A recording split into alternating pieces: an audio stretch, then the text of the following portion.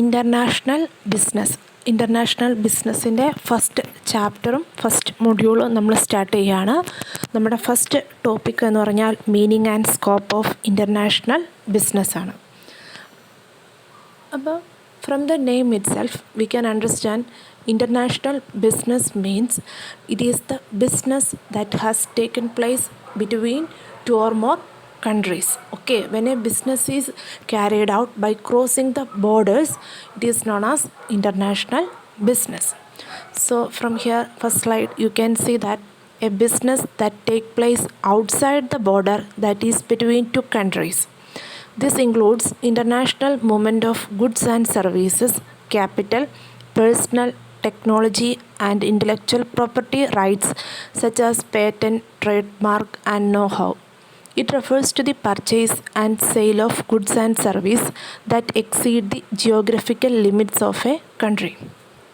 So when we carry out the business between by crossing the borders of a particular nation, it is known as the international business. So actually this international business has widened after the globalization. So this globalization took the world under one umbrella. Okay, so after the globalization, the scope of the international business has widened. So international business എന്ന് പറഞ്ഞിട്ടുണ്ടെങ്കിൽ ഒരു രാജ്യത്തിൻ്റെ അതിർത്തികൾ വിട്ട് നമ്മളൊരു business carry out ചെയ്യുന്നതിനെയാണ് നമ്മൾ എന്ത് പറയുന്നത്, ഇൻ്റർനാഷണൽ ബിസിനസ് എന്ന് കൊണ്ട് നമ്മൾ ഉദ്ദേശിക്കുന്നത്. നമുക്കറിയാം ഇപ്പോൾ കൊക്കക്കോള, പെപ്സി പോലുള്ളത് അതെന്ത് ചെയ്യും, അത് നമ്മുടെ പല രാജ്യങ്ങളിൽ ചെന്നിട്ട് അവരുടെ ബിസിനസ് എന്ത് ചെയ്യുന്നുണ്ട്, ക്യാരി ഔട്ട് ചെയ്യുന്നുണ്ട്. That is an example of international business. അപ്പോൾ നമുക്ക് ഇൻ്റർനാഷണൽ ബിസിനസ്സിൽ നമുക്ക് ആക്ച്വലി ഗുഡ്സും സർവീസും, അതുപോലെ capital, personal, technology, intellectual property right, ഇതെല്ലാം നമുക്ക് ഇൻ്റർനാഷണൽ ബിസിനസ്സിൽ ഇൻക്ലൂഡ് ചെയ്യാം. So in simple words, international business means a business is carried out by crossing the borders or between two or more nations. It is known as the international business. So okay, international business can be classified into three: export trade, import trade, entreport trade. This export trade means it is the sale of goods and service to foreign countries. So when we export the goods and services to the foreign countries, that is the export trade.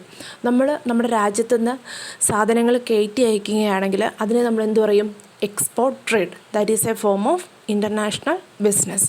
Import trade means when we purchase the goods and services from other countries, that is the import trade. മറ്റ് രാജ്യത്തിൽ നിന്ന് നമുക്ക് ആവശ്യമുള്ള ഗുഡ്സും സർവീസുകളും നമ്മൾ purchase ചെയ്യുമ്പോൾ നമ്മളതിനെ import trade എന്ന് പറയുന്നു. നെക്സ്റ്റ് ആണ് entrepot trade. Import of goods and service for the re export to another countries, that is the entrepot trade. അതായത് നമ്മൾ മറ്റു രാജ്യങ്ങളിൽ നിന്ന് നമ്മുടെ രാജ്യത്തേക്ക് ഗുഡ്സ് ഇമ്പോർട്ട് ചെയ്തിട്ട് നമ്മൾ എന്ത് ചെയ്യും, നമ്മുടെ രാജ്യത്ത് എത്തിയ ആ ഗുഡ്സ് വേറെ രാജ്യങ്ങളിലേക്ക് കയറ്റുമതി ചെയ്യും. അതിനെയാണ് നമ്മൾ എന്ത് പറയുന്നത്, entrepot trade. So these are the three types of international business. Now we are moving on to the definition of international business. According to Roger Bennett, the international business involves commercial activities that cross the national boundaries. So that already we have said, when the business activity is carried out by crossing the national borders, that is the international business. So here are some example of international business organizations which carry out international business, that is Apple, McDonald's, Coca-Cola. You can find many examples. Now we are moving on to the scope of international business. First one is the international trade. International trade means the international business includes the export and import of goods and services. That we have already said, through the international business we can export the goods and services which have produced in our country, as well as we can import the goods and services to our country. So that is the first scope. Second one, service, export and import. So it is an invisible commerce. Actually, we can find many things in the service sector, like teaching is a service, banking, doctors, all these are service. So we cannot find that in the physical form, but that exists. Likewise, we can export as well as import the service also. It is also known as the invisible commerce. Invisible commerce items includes the tourism, transportation, telecommunications, banking, warehousing, distribution, advertising. So all these comes under the service export and import. Next one is the licensing and franchising. A license is a contractual agreement that allows one company to access to its patent, copyright, trademark, or technology to another foreign company at a rate called royalties. So, when we allow one company to use our patent, trademark, copyright, all these things or technologies to carry out the business in a foreign country at a royalty is known as the licensing.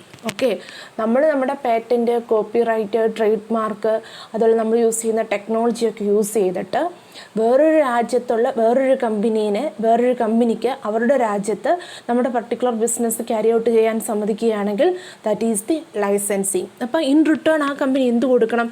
ലൈസൻസർക്ക്. അത് ലൈസൻസറും licensee അവിടെ വരുന്നുണ്ട്.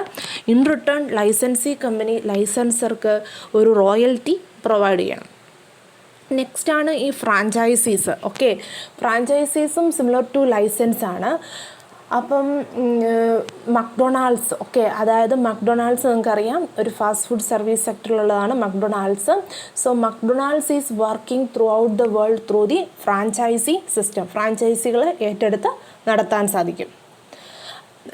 Next one scope is the foreign investment. It involves the funds abroad in exchange for an economic profitability. So foreign investment എന്ന് പറഞ്ഞിട്ടുണ്ടെങ്കിൽ funds, we are investing our funds in the foreign nations with an intention of attaining the economic profitability. അതാണ് foreign ഇൻവെസ്റ്റ്മെൻറ്റിനകത്ത് വരുന്നത്. ഈ foreign investment 2 types ഉണ്ട്. Foreign direct ഇൻവെസ്റ്റ്മെൻറ്റും ഉണ്ട്, foreign portfolio ഇൻവെസ്റ്റ്മെൻറ്റും ഉണ്ട്. നമ്മളും ബിസിനസ് എൻവയോൺമെൻറ്റ് പഠിച്ചപ്പോൾ ഓൾറെഡി ഡിസ്കസ് ചെയ്തതാണ് ഈ ഫോറിൻ ഡയറക്റ്റ് ഇൻവെസ്റ്റ്മെൻറ്റും ഫോറിൻ പോർട്ട്ഫോളിയോ ഇൻവെസ്റ്റ്മെൻറ്റൊക്കെ. So foreign direct investment or FDI means investing in foreign assets such as plant and machinery for the purpose of producing and marketing the goods and services abroad. Directly നമ്മൾ എന്ത് ചെയ്യുക, ഈ plant and മെഷീനറിയിലും ഗുഡ്സിലൊക്കെ എന്ത് ചെയ്യുക, investment നടത്തുക. So in order to carry out the production activities, that is the foreign direct investment. Portfolio investment means we are investing in a foreign company stocks or other obligations in order to attain the dividend or the interest. അതിനെയാണ് നമ്മൾ എന്ത് പറയുന്നത്, foreign portfolio investment എന്ന് പറയുന്നത്. So foreign investment can be of 2 types, foreign direct investment and foreign portfolio investment. So these are the scope of international business. First one, international trade. Second one, service export and import. Third one, license and franchises. Fourth one, foreign investment. Now we are moving on to the features of international business. First one, it includes 2 countries. Okay, so international business is involved.